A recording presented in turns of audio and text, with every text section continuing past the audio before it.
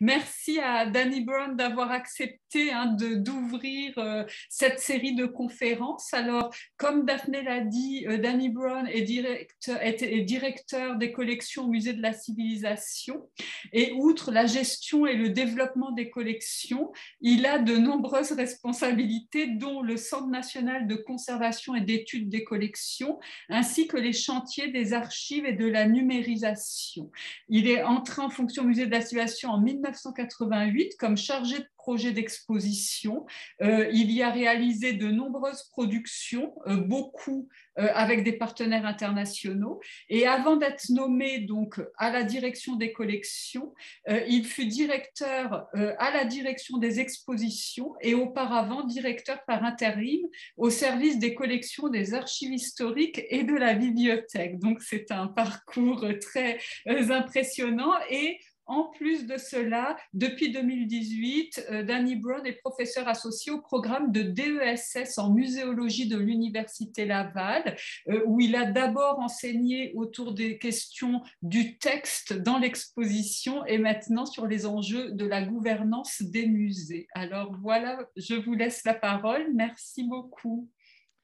Mais merci, merci. Bonjour à tout le monde. Ça me fait plaisir d'être avec vous ce soir. Ça m'intimide toujours un peu, alors je vais passer par-dessus, n'ayez crainte. J'ajouterais peut-être dans la présentation que vous avez faite, Madame Bénichou, en fait, il y a une chose qui fait aussi partie de mon parcours, mais qui est peut-être un peu étrangère, mais qui a fait en sorte qui m'a permis d'unir, en fait, la notion de plaisir à ma carrière. C'est que j'ai été, en fait, jusqu'en 2015, j'ai été professeur de danse. Et donc, j'ai enseigné la claquette. Alors, j'ai formé plusieurs danseurs de claquette et j'ai moi-même fait partie, en fait, de spectacles de claquettes, en fait, pendant plusieurs années, alors, dont parfois avec certains chanteurs que vous connaissez, notamment Ginette Renault, dans le passé. Mais c'est le passé, je ne fais plus ça.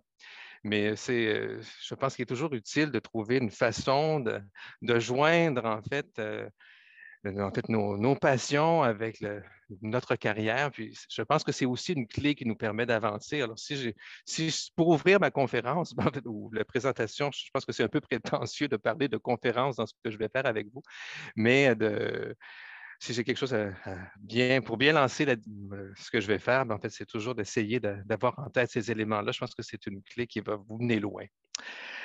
Ceci étant dit, en fait, ce que je me propose de faire, c'est un peu de vous expliquer comment ça se passe en fait, sur le terrain à la direction des collections du Musée de la Civilisation. Et je vais le faire de deux façons. D'une part, je vais vous présenter ce qu'est la direction des collections, qui travaille là, ce qu'ils font et quels sont leurs mandats en général. Puis ensuite, je vais entrer peut-être plus précisément sur ces fonctions-là. Donc, la première partie, en fait, ce sera la gestion des défis de la gestion des collections au quotidien, mais ensuite, comment ce quotidien-là se traduit pour un musée de société? Parce que c'est bien beau, en fait, de collectionner, mais pour un musée de société, il faut notamment collectionner le quotidien. Et je prendrai des exemples, en fait, de ce collectionnement-là récent du contemporain pour illustrer mon propos, alors ce qui va ramener une variante, en fait, à ma présentation. Et bien sûr, moi, je ne vous verrai pas nécessairement lorsque je vais partager mon écran.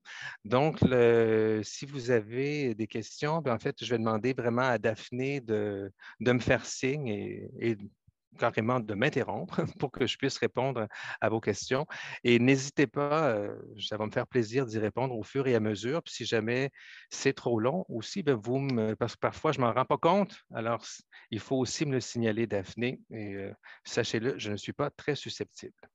Alors, il n'y a pas de problème de ce point de vue-là. Alors, j'y vais tout de suite avec mon partage d'écran. Ça devrait fonctionner, j'imagine. Oui, c'est bon, ça fonctionne. C'est bon. Donc, je vais pouvoir démarrer. Donc, bien effectivement, c'est exactement ce que je vous disais, alors ce qui était la structure de ma présentation. Donc, d'abord, le musée. En fait, c'est un musée qui a 33 ans. Un musée, je pense que je n'ai pas besoin de vous raconter l'histoire du musée. Le musée de la civilisation a fait école. en fait, dans la façon de concevoir les expositions, ici comme ailleurs.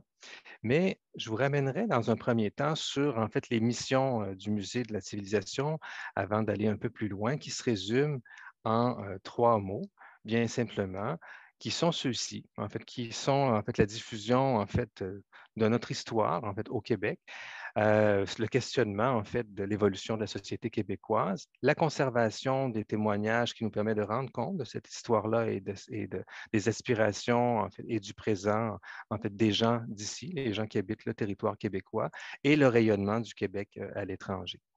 Mais outre ça, en fait, la mission du musée, elle est très, très large parce que, en fait, on peut se poser la question, c'est quoi le musée de la civilisation? Parce que ça peut être plusieurs choses. On peut répondre, en fait, par toutes sortes d'affirmations. Ben, est-ce que c'est un musée d'histoire?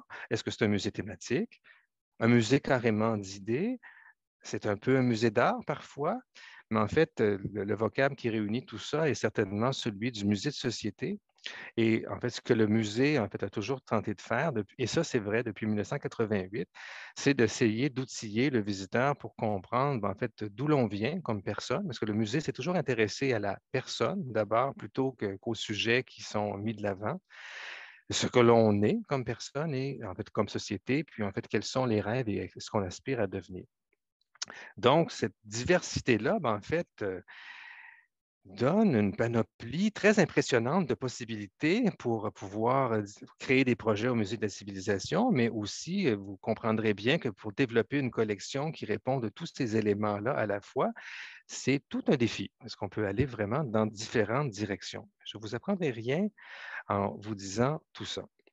La direction des collections, ce qui est assez intéressant, c'est que sans rien enlever à qui que ce soit d'autre au musée, c'est probablement une des directions, c'est peut-être même la seule d'une certaine façon, qui répond de ces 3 missions-là, ne serait-ce que c'est la seule qui assure le volet de la conservation. Alors, travailler aux collections, au musée, ben, c'est à la fois de répondre à ces projets de diffusion, puis vous allez le voir, la diffusion chez les conservateurs occupe, malgré ce qu'on peut en penser, en fait, la grande partie de leur temps. C'est d'ailleurs une des difficultés qu'on peut avoir dans une direction de collection, dans un musée de société, c'est qu'une très grande part des activités qui sont relatives au collectionnement touchent la diffusion.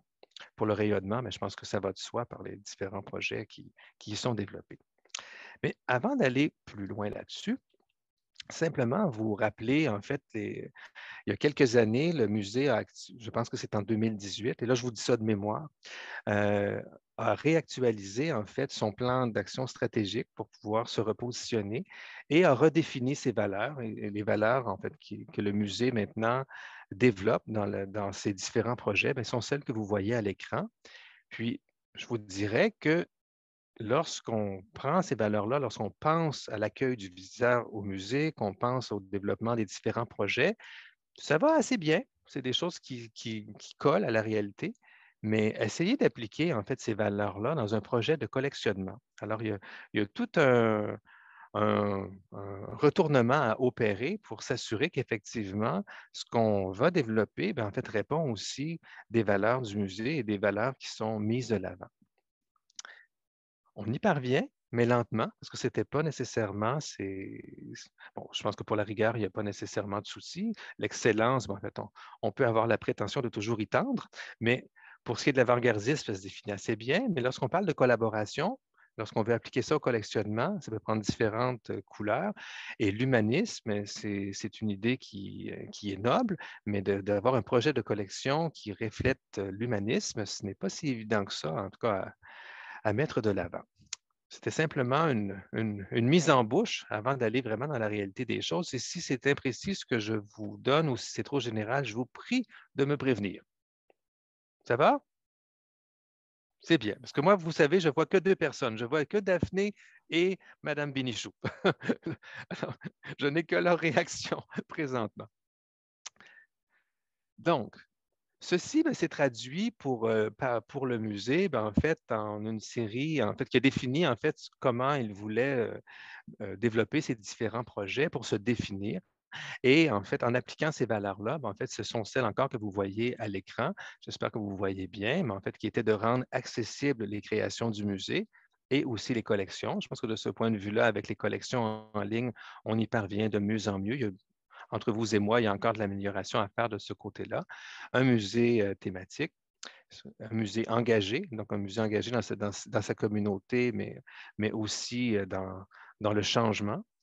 Un musée audacieux, ça c'est peut-être plus du côté de la programmation qu'on peut tenter de le percevoir, et un musée inspirant. Et tout ça, en fait, dans une vision qui a été, qui a été arrêtée au moment du dépôt du plan stratégique, mais en fait, qui est un musée pour un monde meilleur, qui est en fait la maxime maintenant qui nous habite lorsqu'on travaille au musée de la civilisation.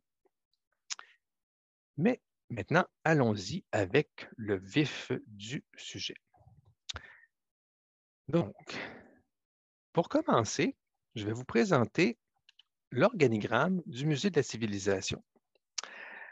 Si je vous avais présenté l'organigramme du Musée de la civilisation en 1988, quand je suis entré, il aurait été fort différent. Alors, je pense qu'on peut voir ici que l'organigramme actuel est un organigramme matriciel. Si vous regardez, vous avez la direction générale, puis ensuite, vous avez une série de directions qui sont en fait toutes égales les unes par rapport aux autres et qui fonctionnent en fait les unes en rapport avec les autres. Et il y en a une, compte tenu qu'il y a des activités plus précises, mais en fait qui se décantent en deux sous-groupes qui sont le service des expositions et le service de la médiation culturelle et éducative pour la direction de la programmation. Mais ça n'enlève rien en fait au fait que toutes les directions sont égales entre elles. Si je vous avais présenté l'organigramme en 1988, vous auriez eu une pyramide, c'est-à-dire l'information provenait en fait du comité de direction qui était constitué de 3 directeurs qui à ce moment-là était celui de la conservation et de la recherche, celui de la diffusion et celui en fait de l'administration. Alors, et ce qui vous donne déjà, c'est beaucoup plus près en fait de, d'une définition plus traditionnelle de ce que sont les musées avec les principales fonctions, mais bien sûr avec le volet administratif d'un côté. Je pense qu'on n'y échappe pas, là, ça prend toujours un volet administratif. Mais si vous regardez maintenant aujourd'hui, on n'est vraiment pas dans une dynamique comme celle-là. D'ailleurs, vous avez plusieurs éléments qui n'existaient pas en 1988. Alors, bon, sans trop de surprise, le numérique ou l'engagement numérique a maintenant une direction en soi, mais autre élément qui est de plus en plus présent dans les musées, en fait, c'est cette notion d'accueil et d'expérience du visiteur qui, et même dans les petits musées, on voit aussi apparaître pas nécessairement dans leurs organigrammes parce qu'ils n'ont pas des organigrammes si complexes, mais dans les fonctions, souvent cette fonction-là va être attribuée en fait à une personne en particulier. C'est le cas notamment ici au pôle du monastère, au pôle culturel du monastère des Ursulines, où une personne a maintenant une fonction comme celle-là et on n'a pas à chercher longtemps pour pouvoir en trouver, mais ce qui vient complètement changer la dynamique. Tout ça pour vous dire que en fait, si je compare avec 1988, la direction des collections, il n'y a pas d'ordre, c'est la troisième, mais c'est simplement parce que c'est la troisième dans l'organigramme, mais ça veut pas dire autre chose que ça. Mais c'est maintenant une préoccupation parmi d'autres de laquelle on doit se soucier et on doit toujours s'en soucier à travers, en fait, la mission qui sont confiées aux autres directions, ce qui vient changer, en fait, passablement la façon de travailler, parce que tout ce monde-là doit maintenant travailler ensemble pour pouvoir, en fait, créer les différentes réalisations. La seule exception, c'est que je vous dirais que si la direction des collections travaille énormément en support à peu près à tout ce que vous voyez sur cet écran-là, l'inverse n'est pas encore vrai. Alors, c'est probablement une des seules directions, sinon même la seule, sauf peut-être les éléments purement administratifs, où, en fait, pour répondre de sa mission, en fait, c'est la direction elle-même qui en a la charge totale sans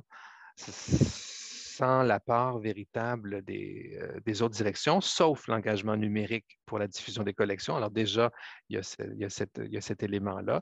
Et je vous dirais bien sûr tout ce qui est support, parce qu'effectivement, avec la direction des collections, sans les ressources matérielles, je vous dirais qu'on aurait beaucoup de difficultés dans les réserves pour maintenir notamment les conditions. Mais passons. Alors, allons un peu plus loin et maintenant regardons la direction elle-même des collections. Je ne vous ai pas mis ça de façon pyramidale, mais je voulais vous montrer comment ça se passe sur le terrain.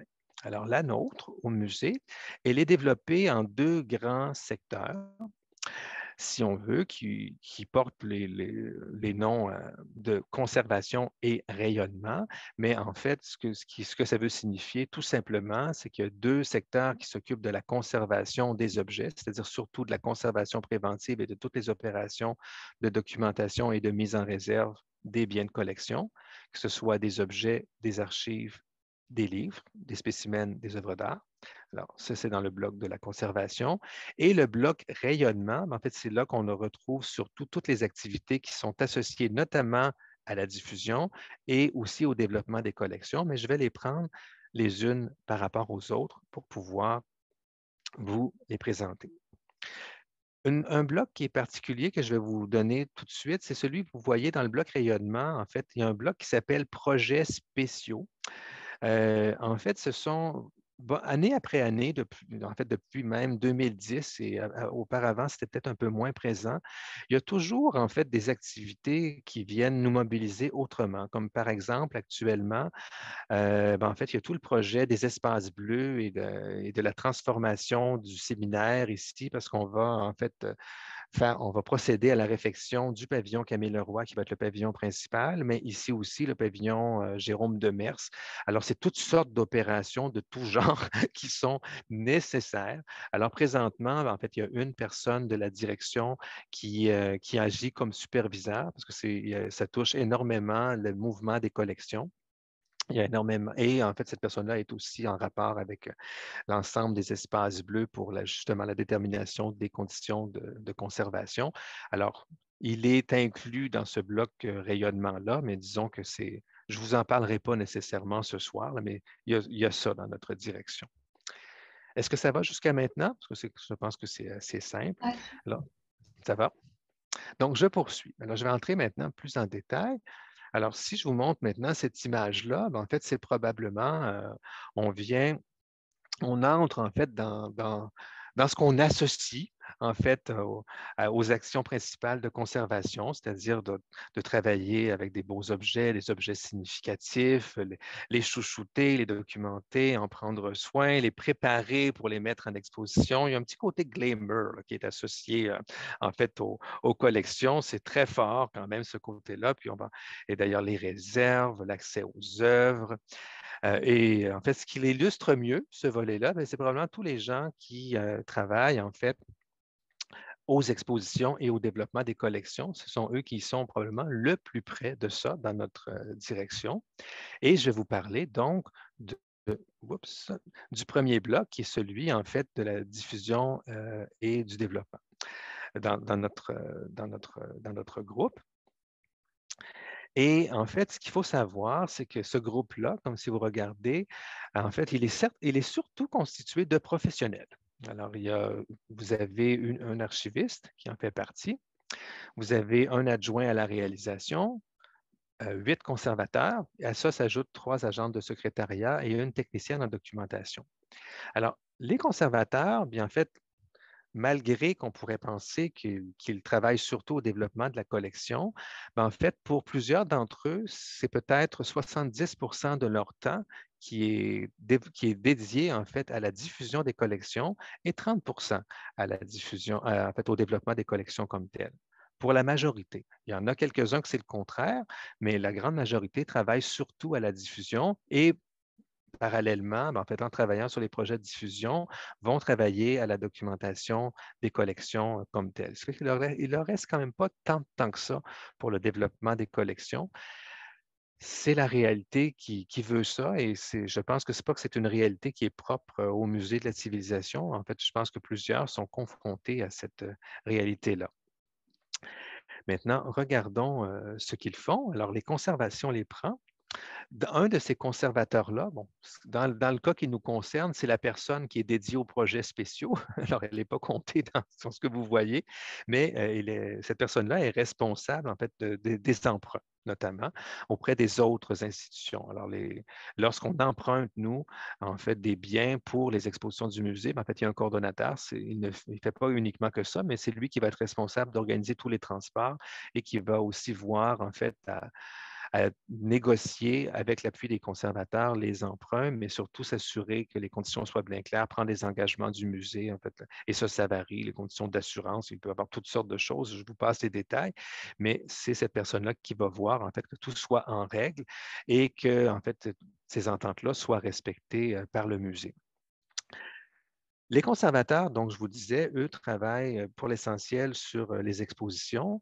Ils vont en fait être responsables et parfois, bon, ils peuvent en souffrir un peu parce que selon les projets, parfois, ils ont pratiquement l'impression d'agir comme magasiniers. Bon, je vous dirais que ça n'arrive pas souvent, mais ça peut arriver. Alors, ça fait partie de la réalité des choses. Il y a des projets où, bien, c'est un peu comme ça. Il y a pas les objets qui sont à mettre en exposition sont pratiquement définis d'avance. Alors, dans un cas comme ça, leur rôle est plus limité, mais disons que c'est plutôt rare que c'est comme ça. Alors, eux vont plutôt développer, les corpus, vont assembler ces corpus-là, que ce soit à travers les collections du musée ou auprès de particuliers ou d'autres collections, vont développer les contenus qui sont associés à ces biens-là, mais ensuite vont s'occuper, en fait, de faire en sorte que tout ça parvienne au musée, déterminer les conditions de conservation et vont superviser les installations dans les salles.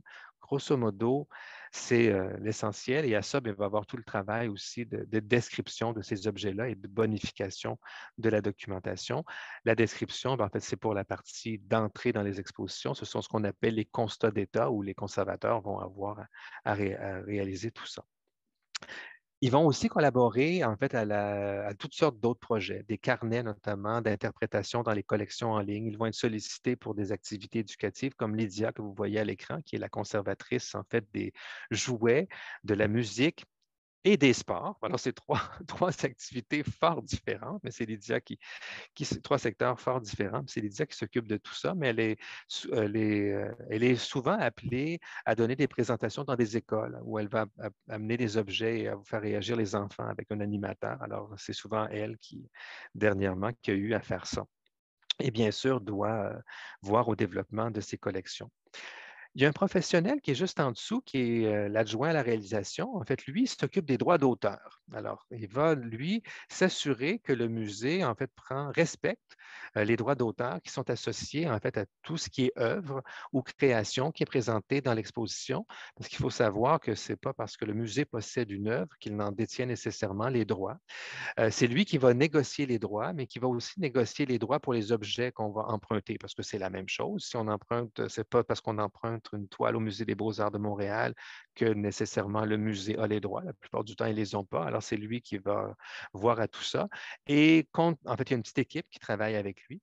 Et cette personne-là, en fait, compte tenu, en fait, on va être nombreux dans le musée, mais en fait, il est responsable des droits d'auteur pour tout. Alors, il s'occupe aussi des droits d'auteur pour la publicité, les reproductions d'objets à la boutique, les photographies qu'on retrouve dans les expositions, les demandes de consentement pour le droit à l'image. Alors, il s'occupe de tous les aspects associés aux droits d'auteur. Vous voyez aussi qu'il y a un archiviste. Alors, que fait cet archiviste? Alors là, c'est plutôt en réponse aux services qu'on rend en fait aux chercheurs, aux professionnels, surtout aux étudiants. Plusieurs vont le consulter. C'est l'archiviste de référence. Alors, c'est la porte d'entrée pour pouvoir explorer les archives, consulter les documents de la bibliothèque, mais aussi les objets de collection. Alors, c'est son rôle et ça l'occupe 3 jours par semaine. Alors, les 2 autres jours, il travaille justement en fait, au traitement des archives. Et il y a aussi une technicienne en documentation. Curieux dans un groupe de professionnels d'avoir une technicienne en documentation.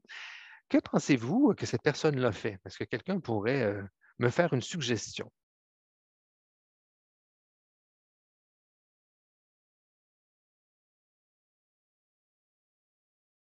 Quelqu'un veut essayer? Quelqu'un voudrait essayer?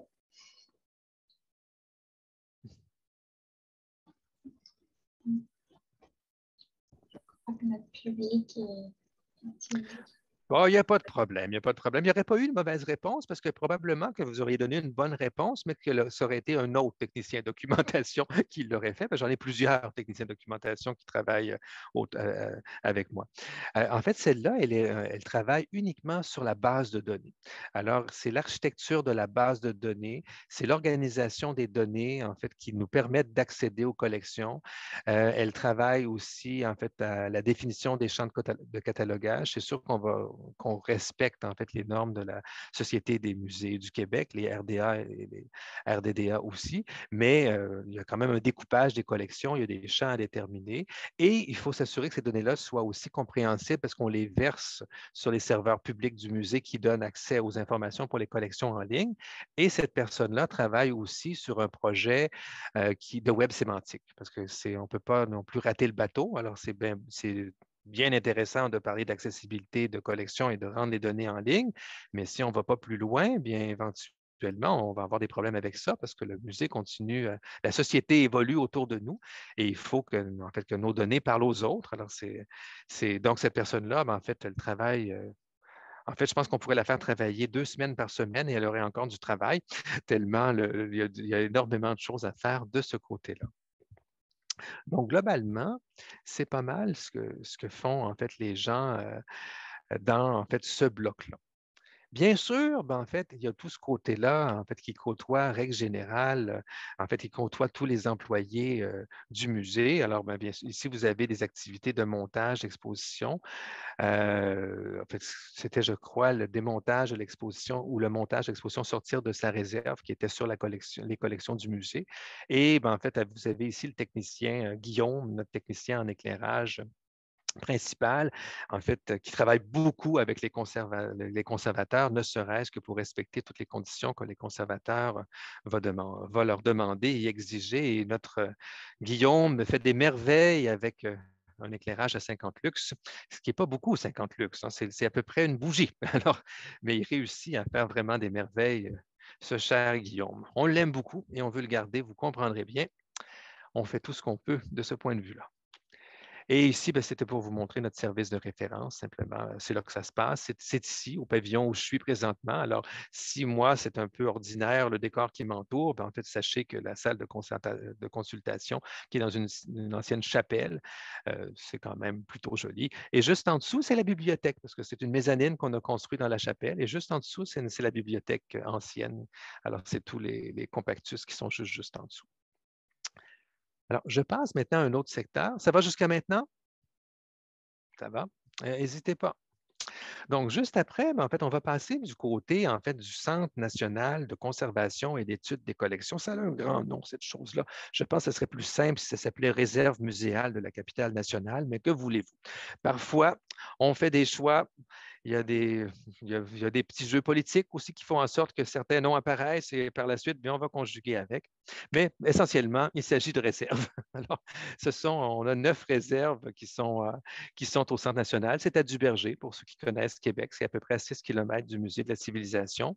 Et chaque réserve est spécialisée. En fait, chacune répond en fait aux conditions de conservation qui sont nécessaires pour ce qu'on y présente, comme par exemple, il y a une chambre froide, ou bien sûr pour conserver les matériaux organiques, certains plastiques, les caoutchoucs, les cires. On a beaucoup de personnages de cire, ce qui va permettre de les préserver plus longtemps. Et à l'opposé, vous avez une réserve qui est toujours un peu plus chaude et surtout toujours un peu plus sèche, pardon. Alors, c'est la réserve des métaux. Alors, on ne veut pas favoriser de corrosion dans cette réserve-là. Alors, c'est la seule dont les conditions sont pratiquement les mêmes toute l'année, alors que les autres, ça va varier pendant l'hiver et pendant l'été, toujours un peu plus humide pendant l'été. Donc, alors, ce sont les réserves. Et là, ben, l'équipe est est un peu plus petite. Alors, c'est un peu différent. Alors, vous avez un superviseur qui est un des conservateurs. Alors, aux 8 conservateurs de tout à l'heure, on en ajoute un, qui est celui-là. Alors, qui est aussi conservateur. Il y a un secteur qui est le métier et profession. Mais son activité principale, ce sont les prêts d'objets qui sont en fait les objets, les biens, que ce soit des archives, des documents ou des objets, des spécimens, des œuvres d'art. Tout ça passe par Luc, il s'appelle Luc. Il s'occupe donc des prêts et il s'occupe aussi en fait de toutes les réserves. Et il y a un technicien d'administration qui travaille avec lui, en fait, pour le supporter dans le processus des prêts. Ça l'occupe à temps plein. Et bien sûr, cette personne-là, en fait, collabore aussi à la base de données. Un technicien en documentation. Alors, dans ce cas-ci, je pense que je n'ai pas besoin de vous poser la question. Cette personne-là enregistre les objets qui entrent dans les collections, bonifie à l'occasion les fiches justement de biens de collection. Et là, là-dessus, je vais vous enlever toute illusion. Il y a un énorme travail. La plupart, la grande majorité des fiches d'acquisition, et c'est vrai pour le Musée de la civilisation comme beaucoup, beaucoup, beaucoup de musées, il y a un énorme travail à faire parce que les biens de collection sont sous-documentés. Alors, de ce point de vue-là, c'est un défi qu'on doit vraiment relever au quotidien. Je pense qu'en alliant ça avec le travail qu'on fait pour la diffusion, c'est la façon dont on peut s'y prendre pour justement essayer et on le fait chaque année. Alors là, c'est quelque chose qui, par exemple, on a eu l'exposition Histoire de pêche, mais ça a été l'occasion de revoir l'entièreté des collections qui étaient associées à la pêche sportive. On a une très grande collection de ce point de vue-là. Alors, il y a eu une grosse opération de normalisation et justement on a fait justement venir des spécialistes qui ont travaillé avec nous, ce qui nous a permis et qui a occupé le technicien de documentation toute l'année. Alors, bien sûr, il n'a pas fait d'autre chose pendant ce temps-là. Et il y a 9 techniciens en muséologie. Alors, c'est beaucoup. Mais c'est réparti, en fait. Alors, il y en a là-dessus, en fait, 3 qui sont sur les projets spéciaux que je vous donnais tout à l'heure. Il y en a 3 qui sont au Centre national de conservation et d'études des collections, dont un qui fait uniquement de la numérisation, et 3 autres qui sont, en fait, qui travaillent pour, en fait, le chantier des archives que je vais vous parler un petit peu plus tard. Cette personne-là travaille, en fait, tous les techniciens sont regroupés ensemble parce que c'est plus facile de partager l'information, c'est plus facile d'uniformiser les pratiques, c'est plus facile aussi de toujours avoir une vue d'ensemble et de faire en sorte que tous les secteurs s'aident les uns par rapport aux autres. Puis souvent, en fait, les expositions qui ont aussi une toute petite équipe, alors là-dessus, on a une plus grande équipe qu'eux, en fait, ont souvent des besoins et bien sûr, c'est nous qui allons répondre. Alors, il y a une grande variété de tâches pour les techniciens en muséologie. Les grandes activités, alors vous les voyez ici. Ce que je ne vous ai pas parlé, ce sont les inventaires. Alors, en fait, on a 235 000 objets. Donc, on ne peut pas faire, ce n'est pas un inventaire annuel, c'est sur 10 ans qu'on fait cet exercice-là. Alors, c'est réserve par réserve que ça s'opère, tout simplement. C'est les techniciens en muséologie qui font ça principalement. Et aussi, il y a un petit laboratoire, en fait, une petite clinique, on pourrait la présenter comme ça, de conservation préventive, où on fait des restaurations mineures, parce qu'on ne peut pas faire de très grandes. En fait, on est bien équipé, mais on n'a pas les ressources pour pouvoir faire des restaurations majeures. Donc, alors, pour vous donner un petit aperçu, alors je vous montre en fait quelques images des réserves. Alors, c'est la réserve des tableaux. C'est une où, en fait, la plupart des gens qui entrent dans cette réserve-là, comme dans toute réserve de tableaux, les gens ont toujours les yeux ébahis lorsqu'on vous fait bouger les portes de tableaux. Et en fait, si vous regardez attentivement, il y en a un qui change. Mais en fait, ici, je vous ai simplement mis le clin d'œil de la personne derrière qui, justement, voit l'enregistrement de tout ça. Alors, c'est notre technicien en documentation, Christian. Une autre réserve ici, qui est très bien pour parler de conservation préventive, parce que c'est la réserve des textiles. Donc, dans la réserve des textiles, en fait, on a plusieurs modes de conservation. C'est la même chose dans les autres réserves, mais c'est plus facile. Alors, les vêtements, ils sont soit en tiroir, ils sont soit suspendus, comme vous voyez actuellement, ils peuvent être soit dans des compactus ou dans des étagères comme ici. C'est des compactus qui sont ouverts et soit en rouleau, parce qu'effectivement, on a de très, très grands tapis, on a des tapisseries, on a des draps. Alors, tous ces éléments, les courtes pointes, alors tout ça est roulé et c'est dans cette même réserve-là. On a une seule exception. Quelle est-elle, vous pensez? Alors, je repose ma petite question quiz, peut-être que j'aurai une réponse. Quelqu'un veut s'essayer? Dans cette réserve-là, il y a une seule exception dans les documents qui sont roulés. En fait, il y a une seule exception qui n'est pas du textile. De quoi peut-il s'agir d'après vous?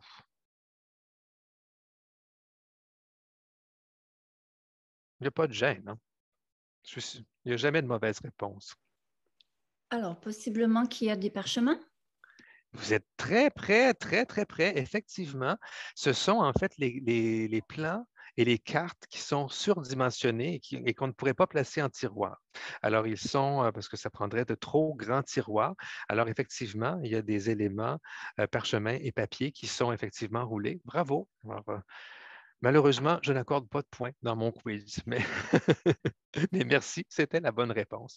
Et juste à côté, ben, en fait, vous avez une conservatrice qui est Patricia, en fait, qui, c'est pas dans la réserve textile, mais en fait, c'est toute la partie d'entrée des objets, en fait, et sortie, les constats qui doivent être réalisés pour toute manutention d'objets.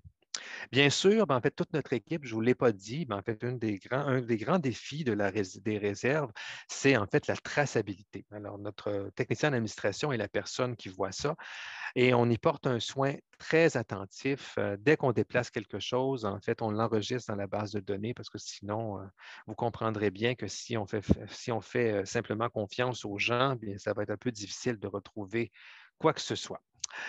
Là, Et est-ce que je oui, peux vous interrompre? On a une question par oui. Jeanne Cormier qui demande si les prises de photographie des œuvres et objets, est-ce que c'est par projet ou c'est un poste qui est relié à cette tâche? En fait, il y a deux choses qui sont pour les photographies d'objets. Bon, les conservateurs en font sur place ils vont voir un donateur ou quelqu'un au qui ils vont emprunter l'objet.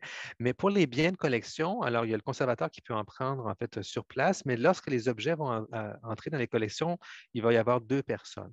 Alors, la première, c'est le technicien en documentation qui va faire une photographie documentaire qui va être versée en fait à la fiche de l'objet. Bon, on va faire prendre plus qu'une photo, là, il y a des standards, différentes vues, les détails, les inscriptions, alors tout va être photographié. Et si on a jugé lors de l'acquisition qu'il qu'il y avait un projet de diffusion qui était tout près ou que le potentiel était très, très fort, l'objet, on ne fera pas de photographie documentaire et les photographies vont être réalisées au studio de numérisation en haute définition et vont se retrouver dans les collections en ligne. Et bien sûr, en même temps, dans la base de données. Alors, c'est les deux façons. Et dans le cas de la numérisation, c'est un photographe professionnel et sinon, c'est le technicien en documentation. Ça va? Merci. Ça fait plaisir. S'il y en a d'autres, gênez-vous pas. Et si le temps avance, vous me direz aussi. Comme je vous dis, je peux parler très, très longtemps de ce genre de choses. Et ici, ben, vous avez une image, en fait, de la réserve de mobilier et différentes opérations. Je vous ferai, ben, en fait, beaucoup d'objets sont en tiroir, comme vous pouvez voir. Alors, vous avez un chapier, juste, qui est en fait un grand classeur à plan, d'une certaine façon, dans lequel vous avez, en fait, les chapes anciennes qu'on conserve. Mais vous avez, juste en bas, en fait, vous avez un technicien en muséologie qui porte un masque. Alors, il y a toutes sortes de procédures parce qu'ici, en fait, il est avec des animaux naturalisés, des spécimens. Et bien, en fait, ils sont nos spécimens naturalisés avec de l'arsenic. Alors, il y a tout un protocole pour pouvoir les manipuler. C'est pour ça qu'il porte un sarrau, des gants et surtout un masque. Alors, c'est un fameux masque N95 dont on a beaucoup parlé dernièrement, mais sachez qu'ils étaient nécessaires pour ces opérations-là. Alors, c'est ce qui me permet, et je vais maintenant passer à une autre section, en fait, qui est en fait les archives. Donc, ce qui m'amène en fait au pavillon où je suis. Alors, les archives, alors vous avez un superviseur qui est une archiviste dans ce cas-là, alors qui n'était pas nommée dans notre liste tout à l'heure. Elle est aussi, bien, elle est responsable du développement des archives. Mais le développement des archives au musée, en fait, c'est un secteur relativement fermé, parce que on a deux grands fonds d'archives, celui des Sœurs de la Charité de Québec, mais principalement celui du Séminaire de Québec, qui sont les deux grands fonds, qui, dans le cas ce sont deux fonds ouverts, mais qui sont dédiés en fait à ces deux communautés. Alors, et vous avez aussi ce qu'on a appelé les archives du Musée de la civilisation, mais dans nos politiques de collectionnement, on a restreint le collectionnement des archives à leur association avec des groupes d'objets. Alors, un fonds d'archives comme tel qui n'est pas associé à une collection d'objets n'entre pas dans les collections du musée. Il y en a déjà eu dans le passé, mais on a rectifié le tir. C'est le mandat de Bibliothèque et Archives nationales du Québec et je pense qu'on a amplement à faire sans s'occuper des mandats, dit autrement, sans s'occuper des mandats des autres. Alors, voyons maintenant avec ce qui se passe au chantier des archives. Alors, pas au chantier des archives, mais dans tout ce secteur-là d'archives et de numérisation. Et je réalise que c'est incomplet. Non, c'est parfait. Il manque le photographe. Alors, vous avez en fait des 4 agents de numérisation. Là-dessus, il y a un poste vacant. Alors, eux vont numériser les documents. Alors, on a en fait des différents types de numériseurs, du très spécialisé au modèle Epson un peu plus standard pour les documents plus petits. Alors, pour numériser les documents, alors dans un plan de travail qui nous place sur plusieurs années, qui présentement est en grande partie financé par le plan culturel numérique. Et on a 8 techniciens en documentation. Alors, ces 8 techniciens en documentation, en fait, travaille principalement en fait, sur ce qu'on a appelé le chantier des archives. C'est qu'en 2010, il y a eu un rapport du vérificateur général qui disait sommairement que les archives qui étaient conservées ici au pavillon Jérôme Demers n'étaient pas bien conservées. C'était vrai. Alors, c'était vétuste. C'était un héritage, en fait, de plusieurs années, en fait, de conservation. Ces archives-là nous avaient été versées en 1995. Et il y avait un gros travail à faire, mais encore et surtout, il y avait un autre problème qui était le fait que les archives étaient gérées, en fait, toutes les collections du musée à ce moment-là étaient gérées par 33 bases de données différentes. Alors, vous comprendrez bien que ce n'était pas facile de s'y retrouver, qu'il y avait des numéros qui revenaient en double, tout ça parce qu'on n'avait pas le numérique quand tout ça avait été développé. Alors, ça fonctionnait très bien lorsqu'on était chacun dans son vase clos, mais lorsqu'on a uni tout ça, alors évidemment, il y en a maintenant que 2. Il y a 2 bases de données maintenant, une qui regroupe tout, sauf les photos. Et les photos sont dans un DAM qui est à part. Et je vois qu'on a une question, je pense, Oui, Daphné. on a une question. Allez-y, Madame Campo. Ah oui, je me demandais, parce que moi j'ai étudié en technique de muséologie plusieurs années. Donc, les postes de technicien en documentation, est-ce que ces personnes-là ont une formation en technique de muséologie? Ils peuvent avoir une formation en technique de muséologie parce que moi, ça ressemble beaucoup.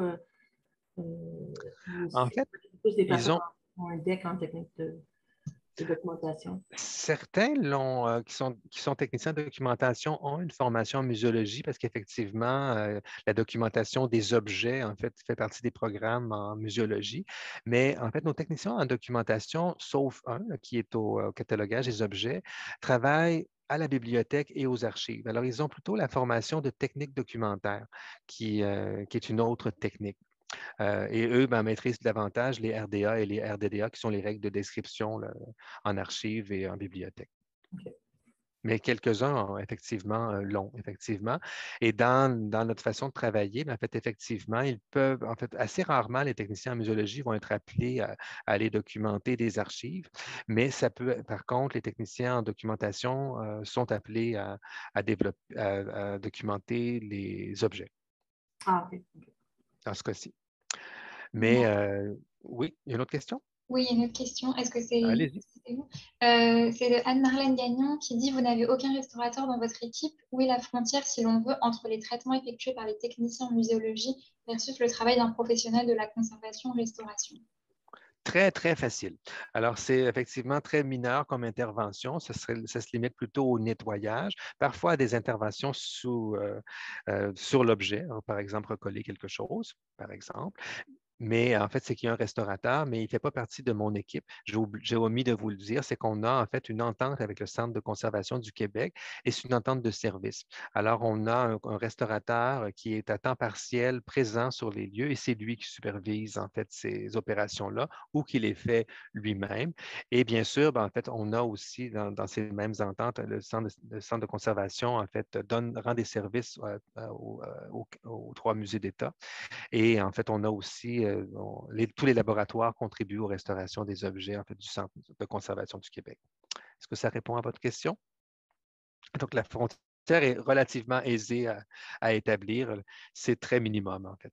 Mais, en fait, des fois, ce n'est pas si minimum que ça, mais c'est supervision, en fait, du restaurateur.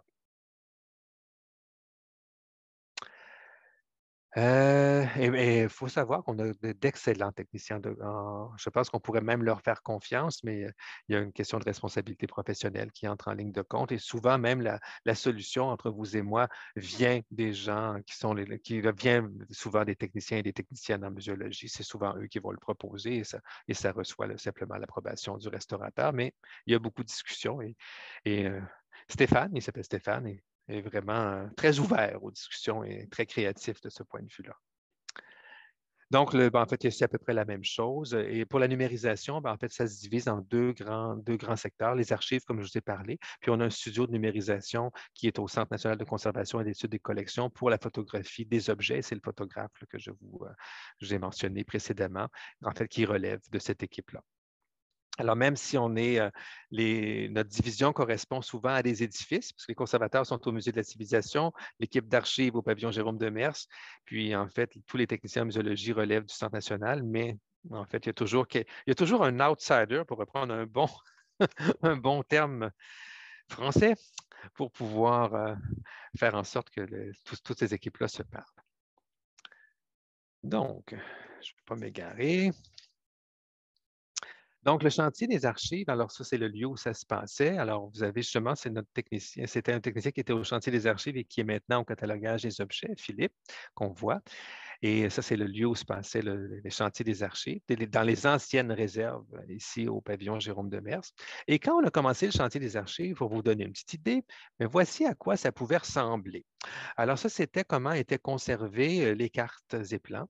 Alors, vous comprendrez bien que c'est peut-être pas optimal comme façon de classer et que si on voulait prendre quelque chose, il fallait déplacer tous les objets. Compte tenu que les éléments-là n'étaient pas numérisés, bien, en fait, il fallait les consulter souvent, énormément de manipulations, des dommages possibles à chaque fois. Donc, en fait, et pour le reste des archives, en fait, ce n'était pas classé par format, c'était classé par série, ce qui fait qu'on pouvait avoir dans les mêmes chemises de tout petits documents, des très grands documents, des sceaux. Alors, tout ça a été à refaire. Alors, on a eu un chantier on termine cette année, mais on a revu, en fait, on estimait à 1 kilomètre avec 1,2 km si on compte l'ensemble des collections conservées ici, mais à 1 km, les documents qui étaient de mètres linéaires, pardon, 1 km linéaire pour les archives. Et tout ça, en fait, on a revu la conservation préventive de tout ça, on a normalisé les données, on a fusionné les bases de données et on a mis à jour les inventaires. Alors, c'était l'essentiel. Et on termine cette année. Alors, vous dire l'importance de ce chantier-là.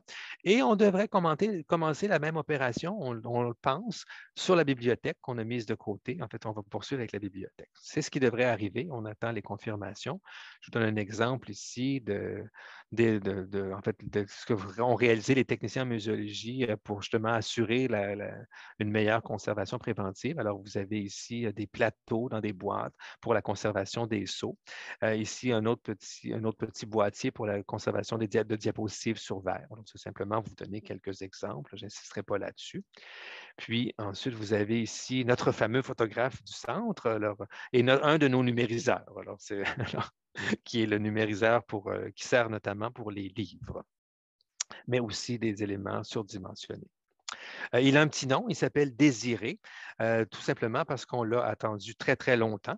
Alors, c'est le surnom qui lui a été donné. Puis, l'équipe qui travaille là, en fait, ils travaillent dans une chambre noire. Ils ont fini par appeler ça la Batcave. Et pour ceux qui connaissent l'univers de Batman, en fait, le nouveau numériseur qui a rejoint Désiré se nomme Alfred. Alors voilà. Je ferme ma parenthèse. Donc, ça, c'est pas mal l'essentiel. Et là, je parle. Ça va jusqu'à maintenant? Ça va? Alors, je poursuis. Alors, on va maintenant essayer de regarder de plus près, en fait, si on va plus près des objets sur le projet de collectionnement, essayer de vous en dire. Oui.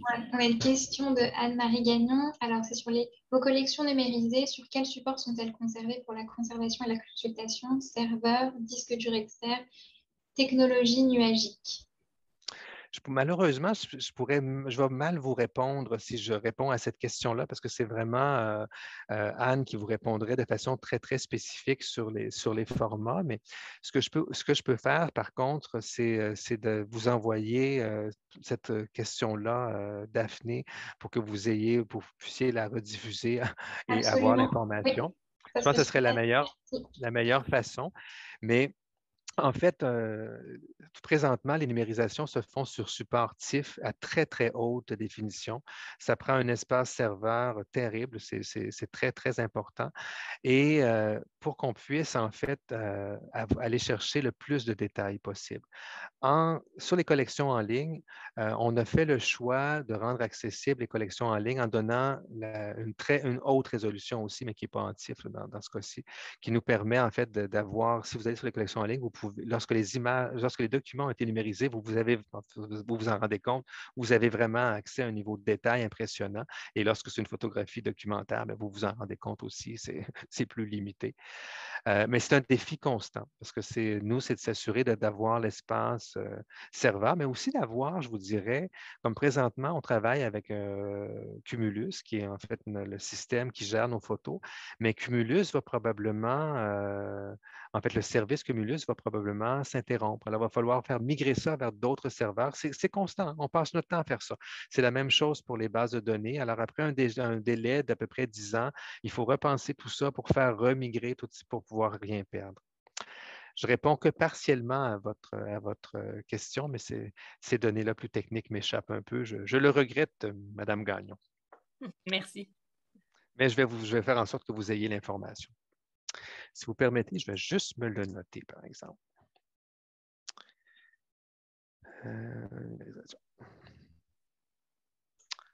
Donc, je poursuis.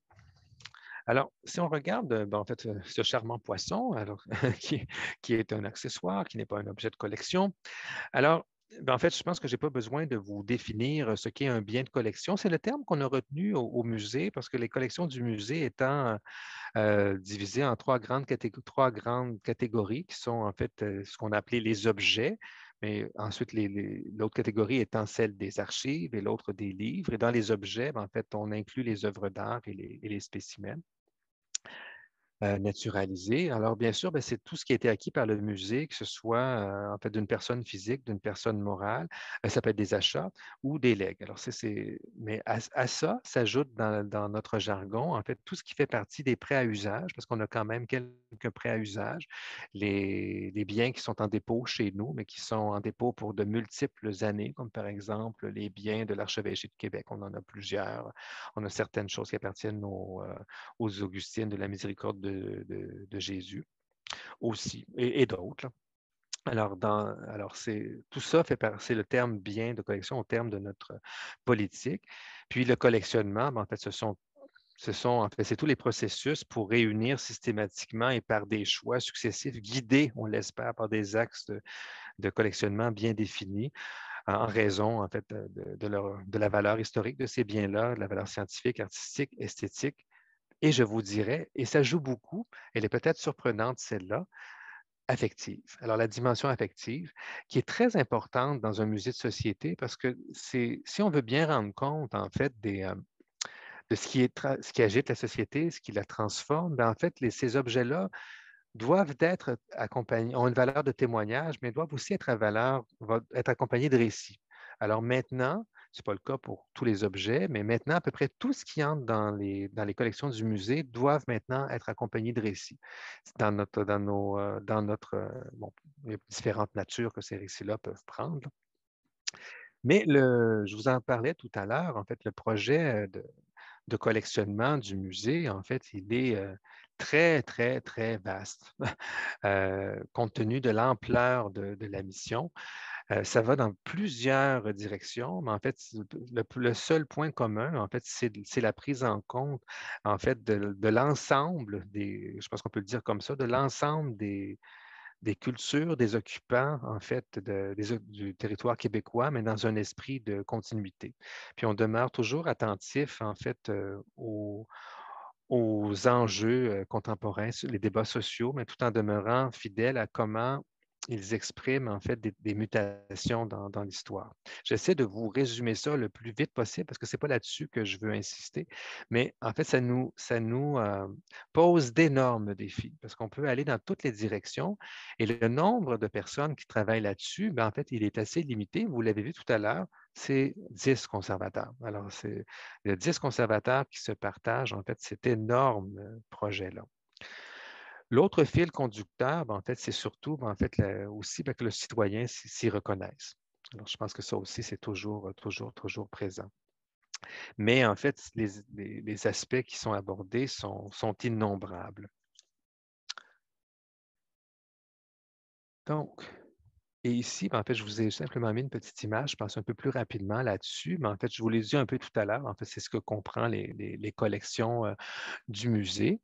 Puis bien sûr, ben, en fait, c'est très inégal parce qu'il faut savoir que dans les secteurs, je vais vous parler de ces secteurs-là bientôt, mais en fait, cette collection-là, ben, c'est d'abord un héritage. Alors, la première partie de cette collection-là, c'est environ, de mémoire, environ 50 000 objets qui proviennent en fait des collections de ce qui était le Musée du Québec. Lorsqu'on a pris une partie des collections qui s'est retrouvée comme étant la collection initiale du Musée de la Civilisation. On retrouve notamment dans cet ensemble-là la magnifique collection Coverdale, dans laquelle il y a énormément de mobilier en fait, du régime français et du régime anglais. Mais à ça vont s'ajouter en fait une série de donations successives et aussi de prêts à usage, dont le plus important est sans doute celui du Séminaire de Québec en 1995, lorsqu'on va fusionner avec le musée. Lorsqu'on fusionne avec le musée, pardon, on ne va pas fusionner, on va intégrer littéralement ce qui était le musée du séminaire, qui à l'époque se nommait Musée de l'Amérique française. Et ben, en fait, tout ça est relativement inégal. Puis dans ce projet-là, ben, en fait, je vais y revenir dans quelques instants, mais il y avait des secteurs en fait qui manquaient cruellement d'amour et qui surtout, ben, en fait, étaient, je vous dirais, très sollicité dans le projet de diffusion, mais carrément absent des collections. Un de ces secteurs-là, c'est probablement celui des arts du spectacle vivant. Il y avait très peu de choses. En fait, ce qu'on retrouvait souvent, c'était en fait des objets qui étaient associés à une personnalité de la chanson ou de la télévision ou de l'humour, mais c'était des objets mais qui ne rendaient pas tellement compte des productions marquantes, qui ne rendaient pas tellement compte non plus de ce qui était l'évolution des arts du spectacle vivant. Alors, c'était plus alors, il y a un gros travail qui a été fait de ce secteur-là, notamment en fait, dans l'art du spectacle vivant, on a aussi ajouté tous les arts qui sont associés aux œuvres médiatiques, notamment ce qui est produit pour la télévision et le cinéma, parce que ce ne sont pas par définition des arts du spectacle vivant. Alors, je continue. Alors, si je pense maintenant à gérer tout ça, alors, si je vais nous ramener en fait, on a fait des exercices. Un grand exercice a été fait dans les années 2000 par Madame André Gendreau, qui était à l'époque directrice de ce qui s'appelait le service des collections. Effectivement, c'était tout simplement le service des collections. Les archives étaient dans un service séparé et qui avait fait en fait un magnifique document qui s'appelait Orientation et concept des collections du musée. Ce n'est pas tout à fait le titre exact, mais le mot orientation et concept était l'élément clé de ce titre-là. Et elle avait fait en fait un très, très beau portrait de ce qu'était cette collection-là, mais elle faisait beaucoup ressortir effectivement l'éclatement en fait, de la collection. Et entre-temps, en fait, il y a toutes sortes d'outils qui avaient été développés pour commencer à préciser les axes de collectionnement, pour les resserrer pour chacun des secteurs. Il y avait énormément de secteurs. Et là, en fait, vient en 2017, à la toute fin de l'année, le ministère de la Culture et des Communications, en fait, demande à l'ensemble de son réseau de mettre à jour l'ensemble de ses politiques de collectionnement. Alors, on a profité de cet exercice-là pour, en fait, revoir, en fait, notre façon de collectionner, puis voir comment on pouvait, à partir de tous les exercices qui avaient été faits dans le passé, bien, réactualiser tout ça et s'outiller pour affiner notre plan de collectionnement. Et c'est là, en fait, qu'on a développé ces différents outils-là. D'une part, on a révisé l'ensemble des politiques de collectionnement. Alors, c'était une obligation, ce qui est une très bonne chose. Et depuis, en fait, on s'oblige annuellement à faire des amendements. C'est-à-dire qu'on va voir, réviser, en fait, ce qui dans l'année, en fait, a fait en sorte que ça a chopé, ou que finalement, ce n'était pas assez précis, ou il y avait besoin d'aller un peu plus loin. Ça peut être de toutes sortes de choses. Il ne me vient pas d'exemple en tête, mais il y a toutes sortes de petits ajustements qui sont apportés pour les politiques de collectionnement. Mais en fait, on a établi différents principes pour pouvoir asseoir notre projet de façon plus ancrée pour répondre à notre mission. Et là, vous les avez, en fait. Alors, ce qui maintenant gouverne la gestion des collections, ce sont ces éléments-là. Alors, d'une part, nos actions, toute action d'acquisition doit être en concordance avec le développement des collections. En fait, pardon, il doit y avoir une concordance du développement des collections avec la mission du musée. Alors, ce qui n'y répond pas ou qui se retrouverait dans une catégorie à part ou qui répond très mal à nos projets de diffusion a maintenant peu de chances d'entrer dans les collections. Il y a une reconnaissance de l'apport des premiers peuples. Alors, la première chose qui a été faite, on a fait disparaître le secteur des premiers peuples pour pouvoir faire en sorte que les premiers peuples soient maintenant transversales à l'ensemble des collections. Alors, évidemment, il y a un conservateur qui demeure responsable de tous les objets des premiers peuples, mais pour pouvoir aller placer, en fait, qu'on puisse avoir un regard sur l'ensemble des collections, peu importe le secteur, et reconnaître la part des premiers peuples dans l'ensemble des secteurs pour ne pas avoir cette séparation qui est quand même relativement artificielle et qu'on maintient toujours. On s'oblige à réviser régulièrement les axes de collectionnement. Et c'est maintenant dans notre politique et on s'oblige à le faire. Je vais vous expliquer comment bientôt. Le caractère essentiel de la documentation. Donc maintenant, pour entrer, à moins que ce soit vraiment un objet exceptionnel dont le caractère est véritablement reconnu, si on ne sait pas d'où il provient, s'il n'y a pas d'informations, maintenant, la capacité d'entrer dans les collections, elle est vraiment réduite. L'application de mesures de contrôle, alors qui sont plutôt maintenant pour toute la conservation préventive, ça c'est relativement facile. Considérer le rayonnement des collections, essayer de considérer de pair le développement et le rayonnement, et s'assurer aussi d'une meilleure complémentarité des collections du musée avec l'ensemble des autres collections pour éviter les dédoublements. Alors, on réfère aussi on le faisait déjà, mais en fait, il y a cette obligation maintenant de réviser, de voir ce qui se passe ailleurs. À ça, en fait, ça s'ajoute, en fait, en révisant nos politiques, je n'ai pas d'image là-dessus, mais en fait, on explique ce que dans les politiques, je vous invite à aller le voir si vous voulez le voir, ce que c'est un axe de collectionnement, mais on a aussi ajouté des éléments qui sont en fait des trajectoires, je pense qu'on peut les nommer comme ça, qui sont transversales à l'ensemble de nos actions et les acquisitions doivent aussi répondre en fait de ces éléments-là. D'une part, la trajectoire historique. Est-ce qu'on est capable de rattacher l'objet, en fait, à d'autres éléments dans la collection qui sont antérieurs à ce qu'on est en train d'acquérir ou postérieurs, tout dépendant de quoi il s'agit? Est-ce que cet objet-là, évidemment, elles peuvent être exclusives comme elles peuvent être aussi, on peut n'en utiliser qu'une seule, vous comprendrez. Il y a les mutations et les pluralités sociales. Est-ce que cet objet-là nous permet de rendre compte de la diversité de ce qui se passe sur le territoire et non pas d'un groupe en particulier? Parce que si on regarde notre collection, on pourrait facilement, pour du moins une bonne partie, être capable de se centrer assez bien sur, en fait, une très, très forte représentativité, en fait, des régions qui sont à l'est de Québec ou dans les médias de Québec pour, en fait, la population qu'on pourrait qualifier d'euro-québécoise du 19e et du 20e siècle. La part géographique, s'assurer en fait de la diversité, parce que justement, c'est par rapport à ce que je vous disais, et en fait le reflet de la diversité culturelle, bien sûr, en exclusion de la part des premiers peuples, qui est reconnu comme d'office faisant partie en fait de notre transversalité.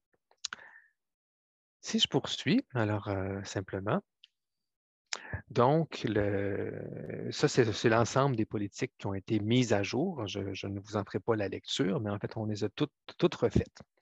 Et à ça, en fait, notamment pour la gestion des comités, il y avait quelques petites ambiguïtés pour les reçus fiscaux. Alors, justement, dans le dernier amendement, on est venu repréciser des éléments pour être certain qu'il n'y avait pas d'ambiguïté. À la lecture, ça pouvait donner à penser qu'on pouvait le faire de deux façons alors qu'il y en a une seule. Alors, c'est ce genre de choses.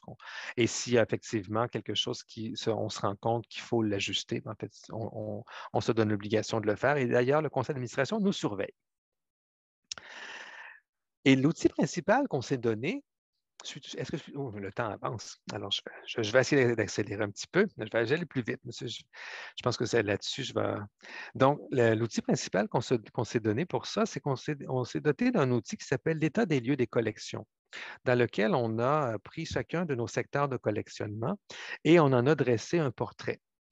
De quoi il s'agit, qu'est-ce que ça couvre, quels sont les éléments principaux, combien il y a d'objets, combien il y a de documents, bon, etc. Quelles sont les forces de ce secteur-là, puis quelles en sont les faiblesses.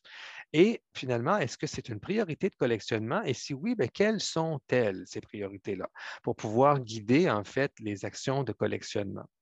Et à ça, en fait, on a donc revu nos processus d'acquisition pour s'assurer que dans le processus d'acquisition, bien, en fait, notre grille tient maintenant compte de ça. Alors, si effectivement, lorsqu'on arrive dans les comités et que ça ne répond pas, bien, en fait, la probabilité que l'objet soit refusé bien, est un petit peu plus grande qu'elle l'était auparavant. Ici, bien, vous avez un exemple. Alors, c'est pour les costumes. En fait, ce sont le secteur des vêtements et des accessoires de vêtements. Ben, en fait, ce sont ici les priorités de collectionnement. Alors, ça ne veut pas dire qu'on ne le prendra pas, parce qu'effectivement, lorsque ça vient vraiment compléter une série ou que c'est quelque chose qui vient, et c'est d'office pour l'ensemble des collections, mais prioritairement, ce sont ces éléments-là, en fait, qui sont visés, en fait, pour les prochaines années. Alors, je poursuis. Alors, bon, ici, ben, en fait, je vous avais juste donné, en fait, on a des axes transversaux. Alors, le design n'est pas un secteur de collectionnement parce que le design, on le retrouve à la fois dans le costume, dans le mobilier, dans toutes sortes d'équipements technologiques, qu'ils soient domestiques ou professionnels. Alors, c'est un secteur, toutes sortes de petits gadgets aussi qu'on peut utiliser, comme ici, comme le Sport Rack de Michel Dallaire. Alors c'est des collections comme le design, en fait,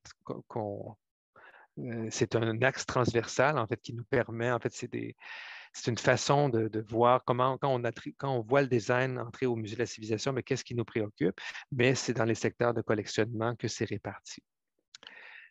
Si je poursuis, en fait, acquérir pour un musée de société, bien, en fait, c'est aussi acquérir, en fait, ce qui rend compte en fait, de ce qu'on traverse donc là, comment collectionner le contemporain? Et là, en fait, évidemment, on essaie de ne pas faire ça tout seul, mais il y a des éléments qu'on ne peut pas passer à côté.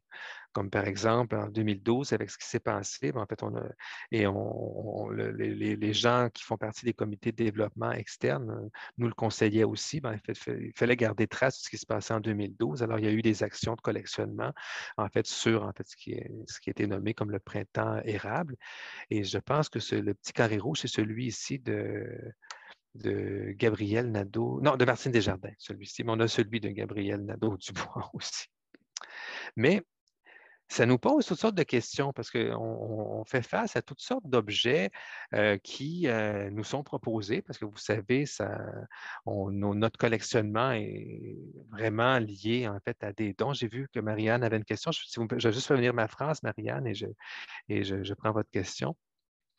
Mais en fait, on a toutes sortes d'éléments ici qui sont vraiment tirés du quotidien, d'un quotidien peut-être plus spécialisé, comme l'enseigne du bureau d'agronome, mais le sac de croustilles que vous voyez aussi à côté fait partie aussi de ce quotidien-là. Alors, qu'est-ce qu'on fait avec ça? Comment aborder ces questions-là pour voir? Et ce sont tous des objets qu'on a acquis, mais qui ont fait l'objet de longs débats parce qu'effectivement, entrer quelque chose dans les collections, en fait, on n'y pense pas, mais c'est beaucoup de frais.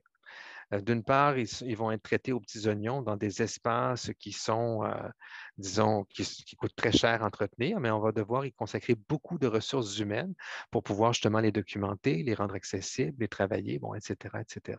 Et là, je prends votre question, Marianne, avant d'aller plus loin.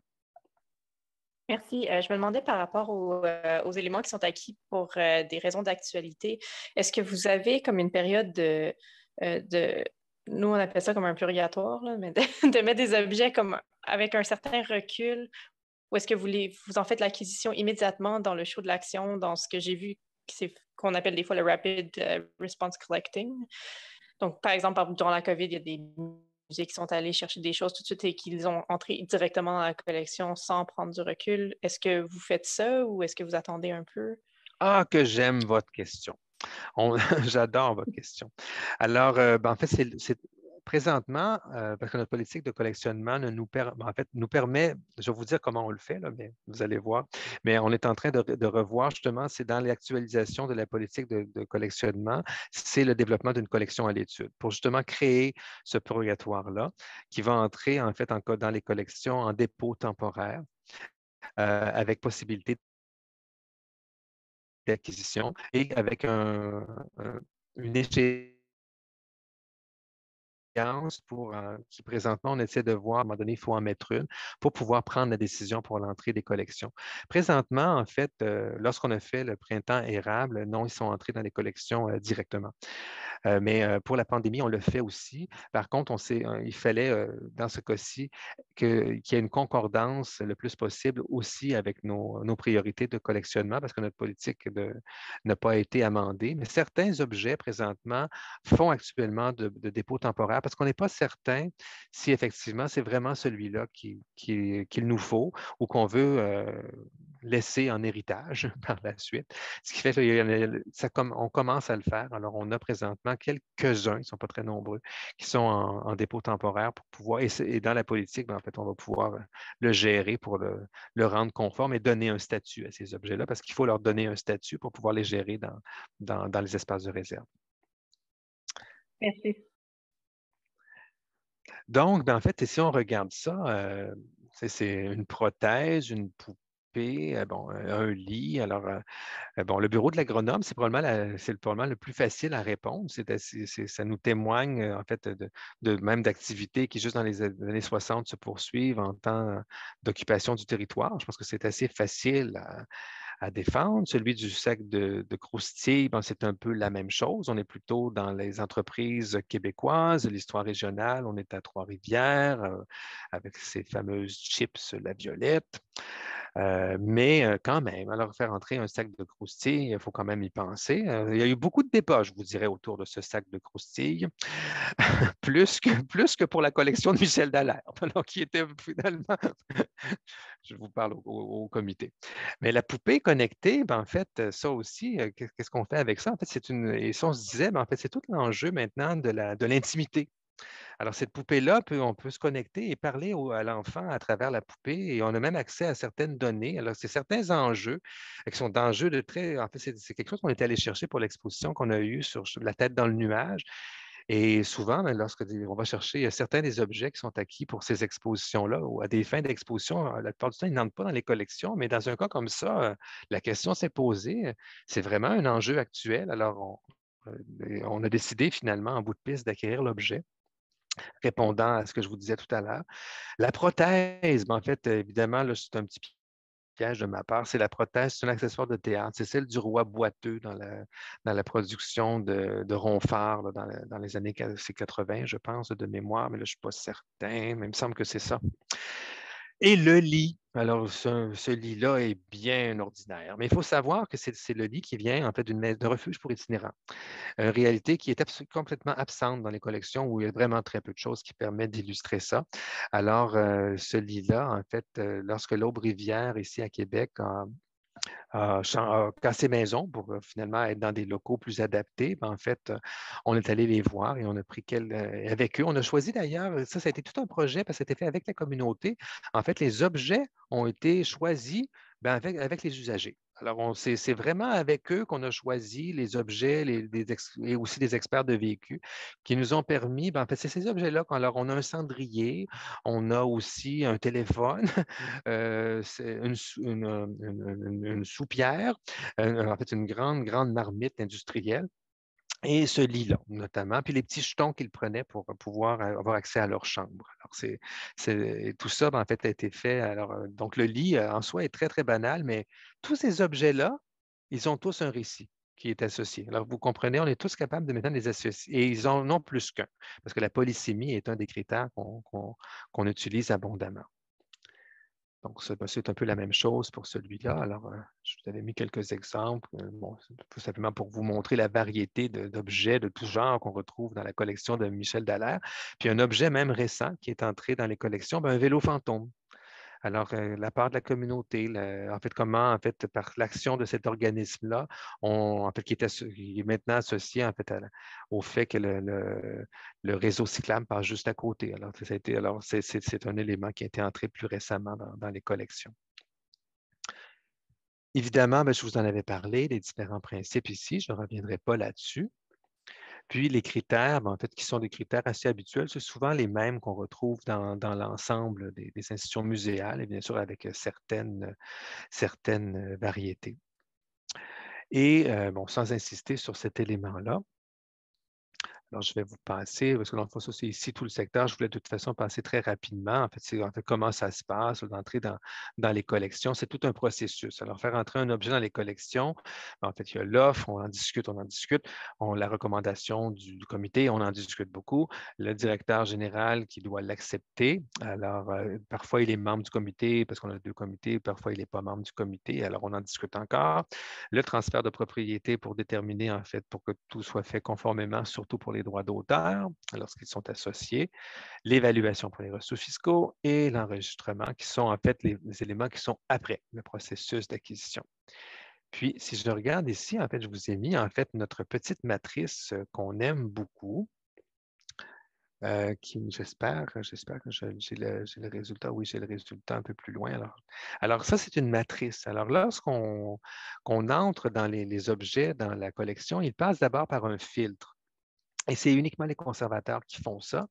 Et en fait, vous comprendrez que c'est une grille d'analyse qui va mesurer, en fait, dans un premier temps, les bénéfices qu'on va pouvoir retirer de cet objet-là ou de ce document-là par rapport à notre projet de collectionnement ou ce lot-là, parce que c'est par lot parfois, et les efforts qu'on va devoir y mettre pour voir, effectivement, pour être bien conscient que si on l'accepte, bien, en fait, savoir, pour être certain qu'on est capable de le faire.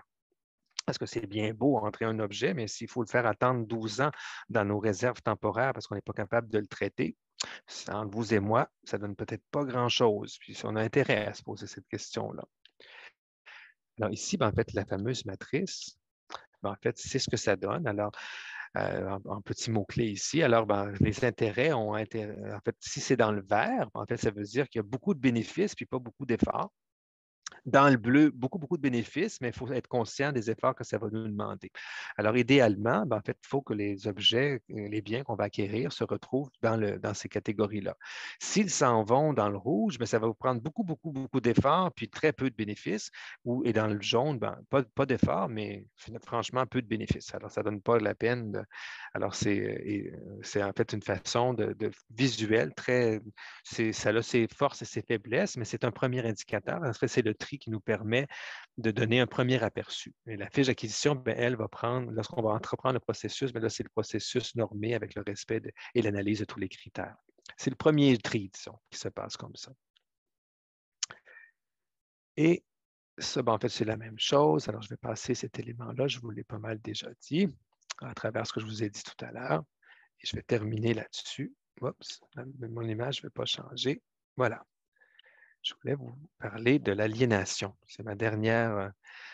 J'imagine que vous en parlez un peu. C'était un sujet qu'on avait beaucoup beaucoup de difficultés à parler avant l'aliénation, mais il faut en parler parce que les réserves sont pleines, il n'y a pas beaucoup de place, puis si on veut entrer de nouveaux objets, ben, on ne peut pas le mettre par-dessus les autres ou on ne peut pas faire en sorte d'endommager ce qu'on va avoir, ceux qui sont là, puis on veut s'assurer qu'effectivement, on va respecter les conditions de conservation. Alors, ça pose notamment la question de l'aliénation.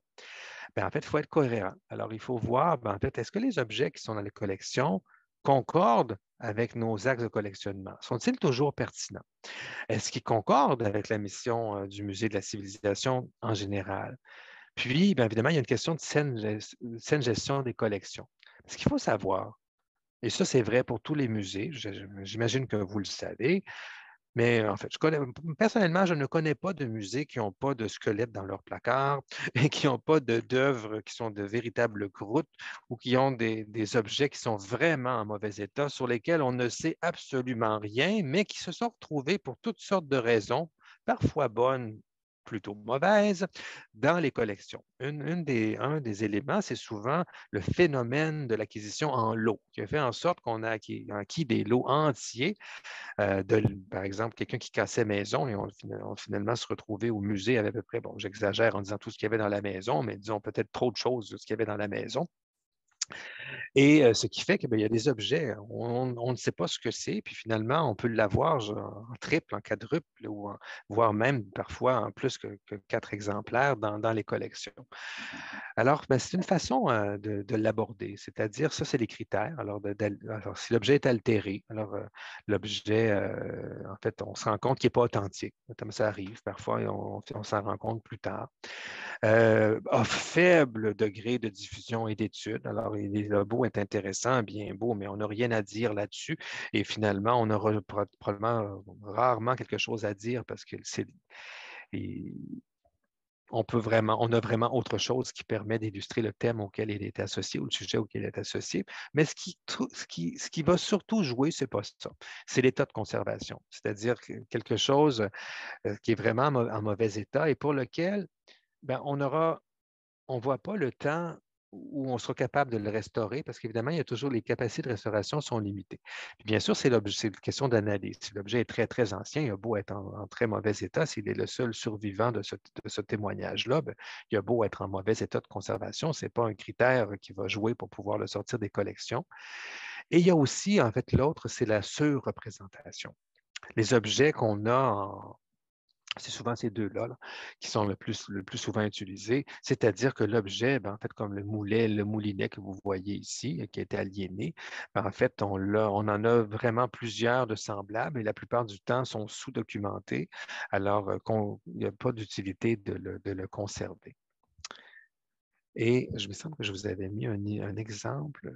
J'ai dû passer par-dessus en allant trop. Oui, ici, c'est ça. Alors ici, j'avais quelques exemples d'aliénation récemment. Alors, si vous le regardez, en fait, vous avez ici des mannequins de plâtre. Alors, on en avait une très, très grande quantité, mais si vous regardez, on en avait beaucoup.